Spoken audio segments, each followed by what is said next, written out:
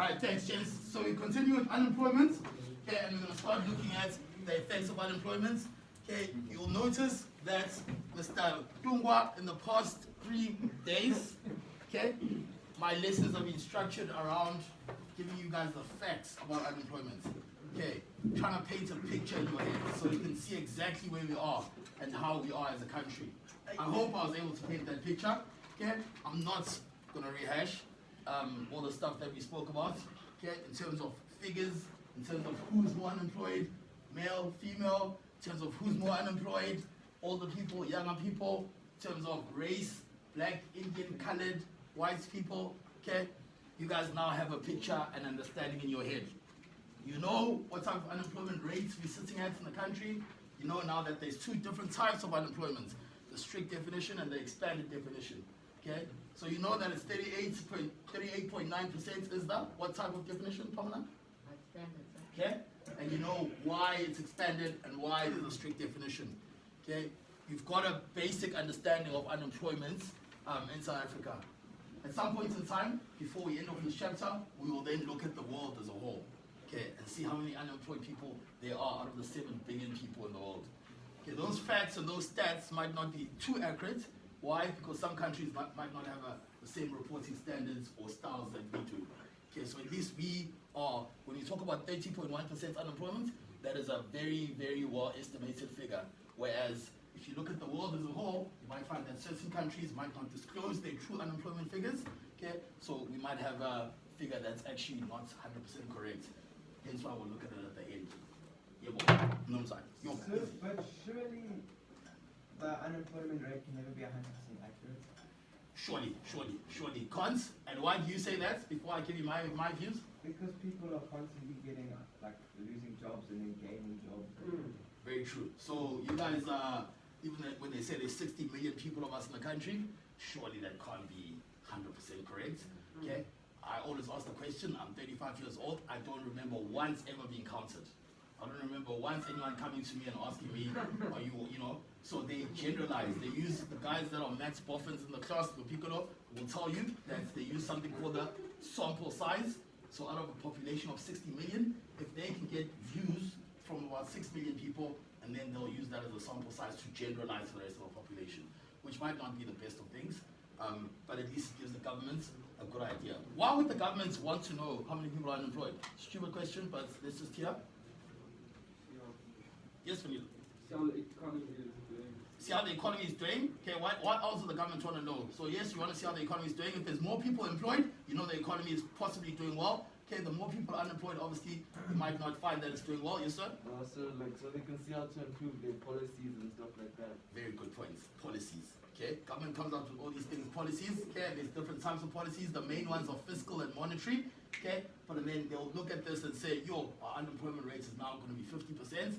What policies do we need to put in place to ensure that we pick up unemployment? So I'll give you one that Mr. Ramaphosa put forward. It's called the YES initiative. Youth Employment Services. Yes. So what Mr. Ramaphosa said was that if you've got a company out there and you employ a young person that has never worked before, but is a graduate or has got some sort of qualification, we as the government will subsidize you, which basically means what? We'll give you some money to help employ that person. So let's say they employ Mr. Mfeka. Mr. Mfeka's going to cost them 12,000 Rand a month. The government says, listen, we'll give you 8,000 Rand back. You pay him the 12. When it's time to claim for tax, you then can claim back all that money that you're paying back, or you're paying Mfeka rather. Okay, so that is a government initiative to do what? To decrease unemployment by doing what? By incentivizing companies to hire people and then assisting them to pay those people. So we're all on the same track. Yes, how do you apply for one of those? Or do they come up to you and you have to sign something? So it'll be the companies that apply for it. Okay, so if Marisburg College wants us to go through this initiative, if we're a company, a PTY Ltd or LTD, private or public company, we then say, listen, we need more teachers, we can't afford more teachers. Government, we are going to hire 10 young teachers that are under the age of 25 years old. Their salaries are 8,000 Rand a month. Please can you assist and give us whatever percentage of those salaries back. So the college pays the whole year, end of the year, college claims back whatever percentage the government agreed on. Now, So why doesn't college still have the thing, when people from overseas come for a year to stand here, sir? Good question. Good question. I know a teacher did it. Okay, there was a teacher that I ended up being very good friends with, Mr. Nikolaus. You guys might have seen him. You guys must have been in second form. It was a German student. Okay, he was. So I don't know why they don't do it with students, Angas. But yeah, I know that with teachers and whatnot they do. Yes, sir. You have a, They do it with students, sir. or are there some boys from overseas that come through here? I know girls, sir. There's one girl from Australia went to Epworth. Okay, okay. And there's also some German. Okay, all right. Maybe it's something that I'll hint one more time and see what they say. Anyway, we are looking at the effects of unemployment. Remember, no notes taking. Okay, listen to understand, ask questions. Don't be shy. I promise you guys, I don't know it all. Okay, but I know pretty much quite a lot about what we're talking about, obviously. So let's engage. Okay, so the first thing we're going to look at is the impact of the economy. Now, this word you will use in other subjects too. That word impact. When I say impact of anything, what do I mean? Yes, sir. So the effects, the action and what it creates, the ripple effect. The ripple effects, I like that. Okay, the action. Okay, so the question would be, if I had to say this top set fourth form class has to do an extra hour of economics every single afternoon with Mr. Tembela, the question would be, what impact will that have on your results? Are we on the same question? We're on the same page, rather? Yes? Okay. So if you guys have to do an extra hour of economics with me every single day for free, what impact will that have on your results? Good impact. Your results might just increase. Okay. So basically, impact is we've got a current situation. If we do something to that situation, how is that situation going to be like afterwards? Okay. So we've got 30.1% unemployment in the country. If we have more people unemployed going forward, which we will, we are going to have so many more people unemployed. Okay, what impact will that have on the economy? Goddard, talk to me. Were you asking a question? Were you contributing? Did you have your hand up? Oh, sorry. Okay, so what impact? Okay, so we'll have a look at the first one. Something called an opportunity cost. Have we studied opportunity cost in the class? We spoke about it. Without looking here, what is an opportunity cost? Who can, and gents, I promise you now, I see all of you. Okay, I see who always ask questions, who always puts their hands up. I see the guys that are trying not to ask. I will start pointing at you. I don't want to put pressure on you. So try and find something to say, or something. Even if you say when you cut your hair, at least say something, guys, in my class. Okay, because the more you keep quiet, I promise you I'm going to start. Okay, anyway. Yes, sir. So opportunity cost is doing one thing and then either in a negative way or positive way getting another thing back. So Okay, so I hear what you're saying, but let's be more specific. So it's what you miss out on when you do something. What you miss out on, so you see what you're saying was right, but this is more specific, what you miss out on when you do something else. So what's the opportunity cost for you, Mr. Mdungwa, sitting in this class right now?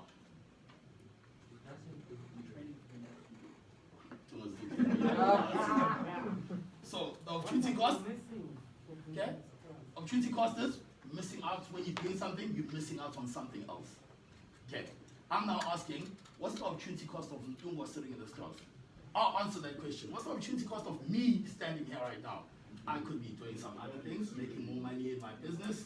I could be working somewhere else. So the opportunity cost of actually being here is foregoing all those other things that I was supposed to be doing. So you could have said, Mr. Mdungwa, the opportunity cost of you being here is that you could be maybe at St. Charles or any of the other sister schools that we have. Yes, sir. So like having extra lessons afterwards would have a positive effect, but it would also be an opportunity cost because you could be doing something else. 100%. 100%. Okay, so we understand what opportunity cost is. Now let's read this, the opportunity cost of unemployment. If people are unemployed, not working, it results in a loss of output, so stuff producing stuff, okay? And the country is not making full use of its resources, therefore producing inside its production possibility curve. I'll teach you what a PPC is, okay? Don't stress too much about that right now. Yes, sir. All right. So when they say making full use of its resources, doesn't mean it's labor force. Okay, so not making full use of its resources, things like the labor, okay? Things like the land, okay? Things like financial resources, okay? So instead of us sitting here, we could go borrow money, financial resources, okay, and go build another school by Msunduzi River, okay, natural resources, okay, and then we are the entrepreneurs, the labor basically. So if we're sitting doing nothing, we're actually foregoing doing all those things. Yes, sir. So if there's people unemployed, so but say it's like a new gold mine found out, so and there's only like half the people like working on that gold mine, it'll be like half the efficiency. So 100%. 100%. Perfect. It's a good example. Okay, gold mine would be a good example to also use that. You could be mining more, you could be producing more, but the fact that people are unemployed or people aren't there, Mr. Fikela, basically means that you are foregoing that. Okay, so that is the opportunity cost. The real cost, though, the government incurs higher real costs because it has to make up unemployment insurance payments, UIF, which I'll teach you guys about, okay, as well as there being health and other social costs such as fighting crime. So there's two costs with regards to unemployment. And one is the opportunity cost and one is the real cost. The opportunity cost has to do with you. The real cost has to do with the economy as a whole, bringing in the government. This is on the economy, okay? And this is now individual. So unemployment causes people's living standards to fall, resulting in a cycle of poverty. People don't work, people don't have money, okay? And people obviously can't afford. Their living standards drop because they're not doing all the things that they were doing before, like going to Cubana, okay? And it results in a cycle of poverty. That cycle of poverty is this. It's as simple as this. And I've seen it. I'm so fortunate to have seen a cycle of poverty. If I am poor and I give birth to Mbeka, well, not me, but my wife gives birth to Mbeka, and Mbeka is our child, okay? And I'm poor, Mbeka comes to a poor family. I can't send Mbeka to the best schools like Merrifield College because I'm poor. So Mbeka doesn't get the best education. So Mbeka then grows up not being educated, but Mbeka is also going to do the dirty and get his own kids. So when he does the dirty and gets his own kids, those kids won't be sent to Marrifield College because Mbeka can't afford it, Mbeka's not educated, Mbeka doesn't work. And that's the cycle of poverty. And I've seen it happen, and I see it not every day because I don't stay in Mlazi anymore, but I come from a place of Mlazi where I see the cycle of poverty just going on. Kids that we grew up with, right, their parents are poor, okay, they now are poor, their children are obviously poor right now, and you can break the cycle of poverty. That's a nice thing. So it's not like you're born into poverty, you must stick there and you'll stay there, but it's a cycle because I can't feed the resources to Mbeka to help him, he can't feed the resources to his son, and so on. Okay, so unemployment causes people's living standards to drop and results in that whole people are poor and people are just going to stay poor. Okay, and remember, people, we giving birth to people every single day. So if people are coming into poverty, what's actually happening? The whole country is actually getting poorer and poorer and poorer. Okay, which is not good for any of us. The next one, unemployed people are more likely to suffer from poor physical and mental health. Okay, I mean, that's self-explanatory. Okay, if you're unemployed, you're not going to be thinking of going to Virgin Active to work out. Okay, you're going to be stressed. Okay, you're not going to be thinking of watching DSTV. You're going to be hustling for a job and you're going to be stressed. Okay, so it results in physical and mental health issues. Okay, the longer someone, permanent, is out of a job for, the less likely they are to find another job. Why do you think that is so? Why do you think the longer, if I was a teacher now and I stopped working for 10 years, why do you think it would be harder for me to come back? Yes, sir? So you're gonna get rusty and stuff like I that. get rusty, people are getting upskilled all the time, I'm chilling, I'm not knowing what's happening in the real world, okay? I'm gonna be out of tune, 100%. Okay, so find another job because workers lose skills and are not being trained in the latest developments of their occupation. Okay, so as teachers, when I got here, when I was a teacher, I was school with my science teacher in grade 8, okay? She probably had no idea how to use an email by then, or a laptop or anything like that, because that was stuff that wasn't getting used. If she had dropped out of the system then, and come back when I started teaching 50 years later, okay, I would know much more than she did, even though she was my teacher. Why? Because she had been out of tune, obviously, and out of touch with technology. What are the political effects? What's the political impact? So just to recap quickly, we are doing effects of unemployment. So how does unemployment affect the economy? Okay. How does it affect the individual? Okay. And how does it affect politically, the political environments that we live in? Okay. So here's the first thing. Unemployment can create social and political unrest. This for me is the most scariest thing. And I'm going to scare you guys a bit now. Okay. this has been the most scariest thing for like probably the past 10 years of my life, because I've seen people that don't work. I've sat with people that have conversations that tonight we are going to Hilton and we are going to go and burglar this place so we can try and get a TV, so that we can sell it, so that we can try and get money, so we can feed our family. I've had conversations, well, not had conversations, I've been in conversations where people are talking about that. And I always say that unemployment is the only reason we have crime. Because if everybody worked, if everybody had a 9 to 5 or running their own businesses, why would people want to be stealing from other people? When would they actually get tired? Imagine I'm a teacher, I'm here teaching you guys, then at 5 o'clock, I take off my jackets and I go steal. Like, people wouldn't have that time, okay? The fact that people are unemployed results in this. And once you guys get to matric, I usually say this to the matrics, but I might as well tell you guys now, it is our duty, gents, believe it or not. You might think it's the government's duty, it's not. It's our duty to come up with businesses, to come up with ideas, to build institutions where we can help those people that can't help themselves. Think about the poverty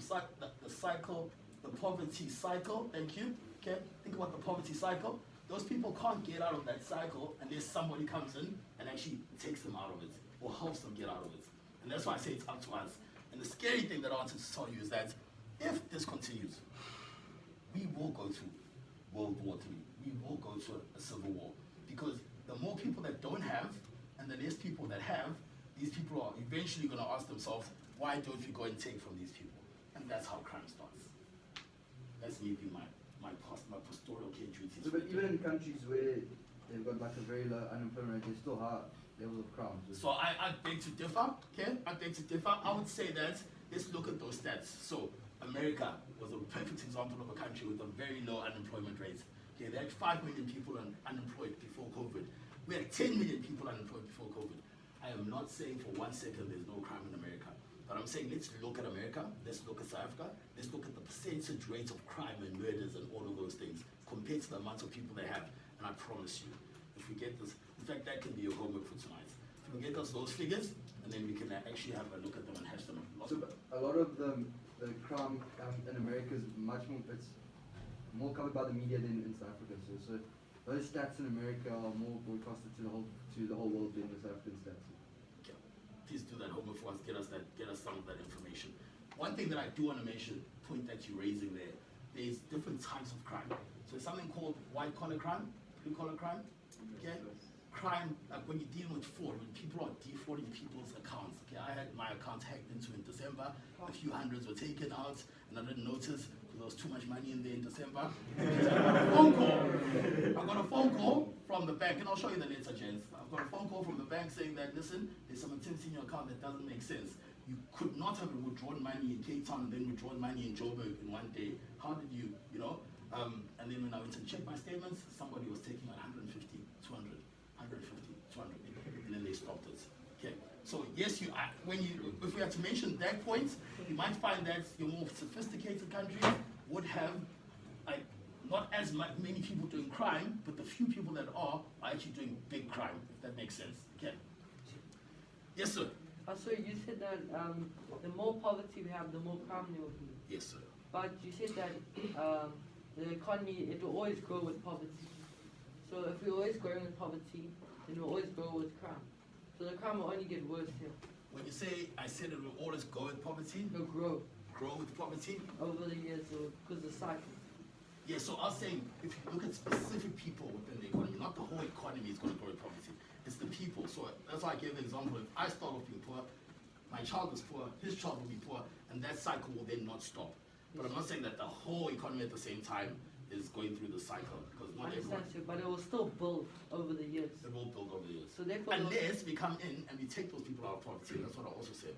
So it doesn't have to carry on like that. So you might find that Becca is in poverty because he couldn't afford to go and study. So maybe me sacrificing 1/10 of my salary and just teaching his kid or taking his kid to school, and then his kid breaks that cycle, because then after that his kid can then take his kid to school, and then the cycle is gone. But if no one ever breaks that cycle, where's he supposed to get 55,000 rand a month to take to Maritzburg College, to take the kid to Maritzburg College? I don't know if I'm making sense here, Pico. Okay. If large numbers of people are unemployed, they will become disillusioned with society, governments, and its policies. when you're disillusioned, okay, you're not going to believe basically what they say. They're going to tell us, we're going to decrease unemployment, and you're going to say, whatever, they've said this before. Instead, let us go and do crime, and let's go and do all the other naughty things that we're not supposed to be doing. Okay, I'm still painting the picture of unemployment, gents. So more effects of unemployment. Unemployment causes a lack of potential output, okay? So the fact that people are unemployed, they're not producing, if they're not producing goods and services, the output then decreases. So whatever output you were supposed to have, we're not going to have because people are unemployed. Okay? Loss of potential output. Please stop me, gents, when you do not understand or you want more clarity. Okay, I've mentioned that. Okay, there are people dancing there. Unemployment leads to crime. Okay, as I said. Okay, it's natural. Every country, unemployment leads to crime. Okay, more effects of unemployment. Unemployment leads to a cycle of poverty. I think we're rehashing all of this. Economically marginalized people, those are people that have been sidelined from the economy. Okay, so if you look back in the days before any of you were born, in apartheid, okay, black people, Indian people, colored people were marginalized from the economy. So they were sidelined, okay, groups, and they are very vulnerable to unemployment. Unemployment destroys skills, okay, because the longer you're unemployed for, the longer you lose that skill and you forget how to do whatever you're doing. Yes, sir. So that's still a thing, so that even, so Marginalized people. that's still like happening now, so. So right now, I'm gonna say no, it's not happening because there are no policies in place to actually, Separate. to actually separate people in that kind of way. So you marginalize people in that kind of way. The reason I had a long stop is because I was thinking the quota system, I was thinking affirmative action, I was thinking BEE. Is that not sidelining white people from the economy? Okay, so if you have to look at it in that specific way, you could, in 10, 15 years' time, we might be having a conversation that actually BEE was sidelining other people of color that were not black or colored or Indian. Okay. But right now, there are no real systematic rules like we had before that literally sidelined people from the whole economy. Hope I answered your question. Okay.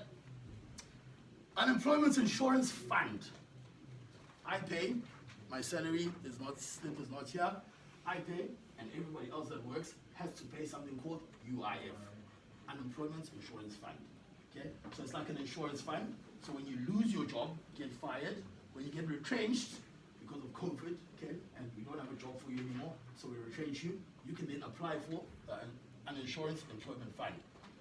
Basically, they will pay you your salary for 12 months, and they will stagger it down. So if you're earning 50,000, you'll get 50,000, 48,000, 45,000, 40,000, until at the end of 12 months you're probably getting only 20,000.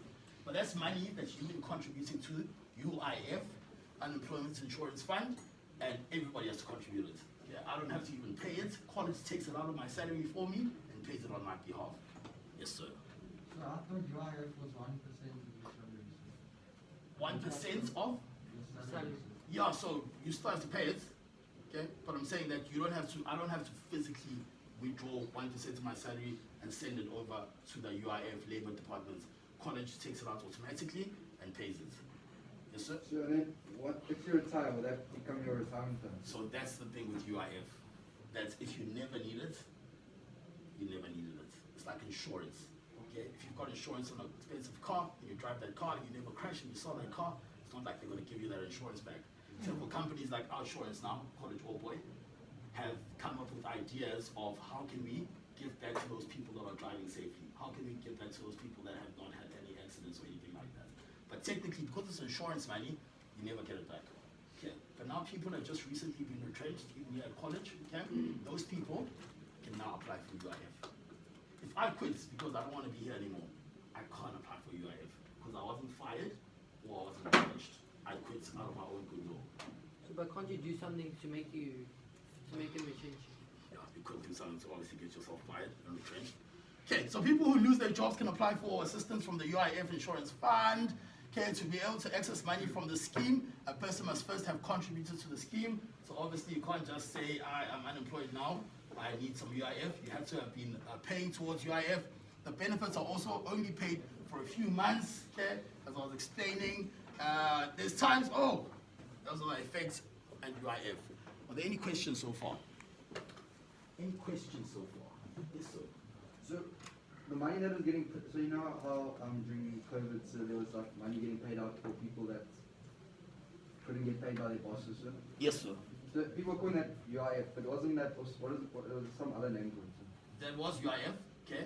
What was that group? So I'm not sure if you think about the Solidarity Fund, okay? But this was UIF. So what happened and what's happening right now at college is that college has applied, and I'm not obviously mentioning names here, that's why I can share this. College has applied, okay, through UIF for some of the staff members that had their salaries cut or that were retrenched, okay? Because they had been contributing. Retrenched, salaries cuts, okay? But if they had voluntarily just said, no, I don't want to be at college anymore, that's a different story. They weren't going to get any of that money. Yes, sir? Yeah, so let's say you've been working at college for 2 months, and they were trying to do you Very good question. Does the UIF pay you for only 2 months or longer? Very good question. So if that was your first time ever working, so the nice thing about UIF is I started working at Invested Private Bank, I was paying UIF, then I went to Massmart, I was paying UIF, and then I went to all the different companies under Massmart, I was paying UIF, then I came to college and I'm still paying UIF, right? I've been accumulating UIF for at least over 10 years now. So if I get retrenched and you just start as a teacher tomorrow or last month and you pay once, UIF once or twice only, you'll still get UIF, but you're not going to get the same amount of money that I've got. And you probably won't even get it for the same time period that I've gotten it. Okay, well, how they calculate it, I don't know. Okay. So I'm fortunate enough, I've had a friend that was paid UIF before, and we charged that money, but it was staggered. He started from his full salary, and then they started dropping it, but he was paid for literally a period of 12 months. Which is good if you think about it. 12 months, he's still getting paid, opportunities to go look for another job. Okay, so if there's no questions, I'd like to move over to the different types of unemployment. Okay, there are different types of unemployment, and you guys have obviously gone through this, so it's time to ask questions. The first one is cyclical unemployment. It's like a cycle. Unemployment happens in a cycle. Okay, so what type of unemployment, or what type of job? Oh, should I ask it that way? What type of unemployment do you think will be cyclical unemployment? Does anyone have an idea? Yes, Mr. Dale. So tourism, Tourism, seasonal. Okay. Yes, sir. So maybe when there's like a depression or recession in the economy. Okay, that would be cyclical. Okay, that would be cyclical. Okay, because nice one actually. Okay, think about business cycles. Think about business cycles. Okay, cyclical unemployment. Or when they retrench people. That could also be cyclical. Okay, true. So what about like farmers? Farmers would be That's seasonal. seasonal. Okay, so let's go into it. I love the idea that was given there. Okay, this is when unemployment occurs as a result of a lack of demand for labor during the downswing of a business cycle. Downswing of a business cycle, remember what's happening in the downswing of a business cycle, where you're going through a recession, okay, before we hit a depression, okay, people might not want as much labor, might not want to hire as many people during that time, and therefore cyclical unemployment then results. During recessions, few or no jobs are created for people entering this labor market when business cycle is going down, recession.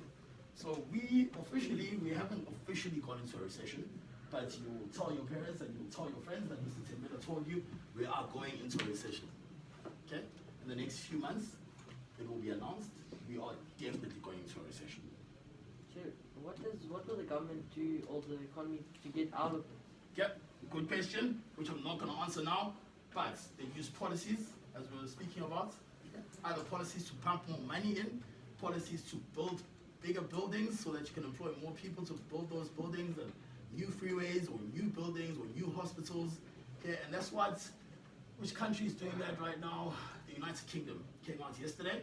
Okay, if you guys watch the news, and Boris Johnson came out and said that we are going to build. 1930, Great Depression, America was okay. President that came after Great Depression decided what? Let us build. And that is one of the quickest and easiest ways to actually pump money back in the economy. Why? Think about it. We've got 9 provinces. If we have to go build one school in each province, that's 9 different schools. So think about Maritzburg College, how big it is. If you have to build 9 different Maritzburg colleges in each province, that's 9 different schools. But you can't just build a Maritzburg College by pressing a button. You have to hire people. When you hire people, you have to pay them. When When you pay them, they contribute to the economy. When they contribute to the economy, it picks it up again. So you make them build schools, you can build hospitals, you can build new bridges, you can build churches, you can build whatever infrastructure that is needed for the country. But the fact is there's no button that builds this infrastructure, it's people. And it's usually people that don't have any skills. And we know that in our country, we've got a large population of people that are unskilled. So how does the government take us out of this whole unemployment thing? They build. Even, I'm almost done, gents. Okay, even existing workers may lose their jobs through retrenchments, recession.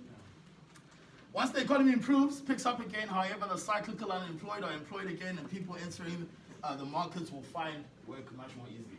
So, Mr. Mlambo, not all is lost, I promise you now. I might sound like I'm scaring you, but I'm telling you facts. We are going to go down in the next year or two. Okay, our economic growth is going to go backwards in the next year or two. But I promise you now, when you guys are in second, third year of varsity, you are going to be happy people because things will pick up by then, or will be picking up at least by then. Okay? So the rand will be very low. The rand is definitely going to drop in the next few months to come. Okay? But because COVID was an international thing, you might find that the rand is not actually going to fluctuate too much. If it was an African thing, definitely it was going to drop a lot. Okay, but because it's an international thing, you might find that the rand is going to drop at the same time that the US dollar drops, at the same time that the euro and the USD drops. So it might just level out. Seasonal unemployment, okay, so this is when people are working during peak periods and they're unemployed during off-peak periods, okay? I'll take your question now. I just want to finish these slides, okay? So think about farmers, perfect example of seasonal unemployment. From here, Finny, you guys are still listening to me? Still on the same page, okay? People who have worked during periods and are unemployed in off-peak periods are known as seasonal unemployed workers. Farmers are the best example. What other examples can you guys think of seasonal jobs? Yes, sir. Let's say a wave house, or like where they have like all the water slides. Only in summer they will. Good one. Wave house. Yes, sir. So like you know in Alaska they do like crab fishing. Okay, I didn't know, now I do. What? They catch crabs. There's like And that obviously happens, fishing, normal fishing. but you can't fish the whole year, I'm pretty sure. No. Okay, so that would be seasonal. So So cruise ships. cruise ship would be seasonal. Wait, no, it's So like a summer resort. Summer, gents, okay, all those things are seasonal. During December is our peak period. What is that word? Off-peak is, we are on off-peak right now, but during December, peak period, Devon is going to be like this, mama. Okay? Fun times, okay? Seasonal unemployment is caused by normal and expected economic changes during the course of the year. Okay, this is typical of the agricultural and tourism, so you guys are 100% correct, sectors which only have a seasonal need for labor. When they don't need the people, they don't hire them. It's as simple as that. Okay, so we've spoken about cyclical, we've spoken about seasonal, and now we're going to look at what we call frictional unemployment. Frictional, okay? This is basically, yeah. I'm almost done, gents. Tomorrow's the last day of unemployment. I'm gonna give you guys some exercises, then we move on. Thank you very much.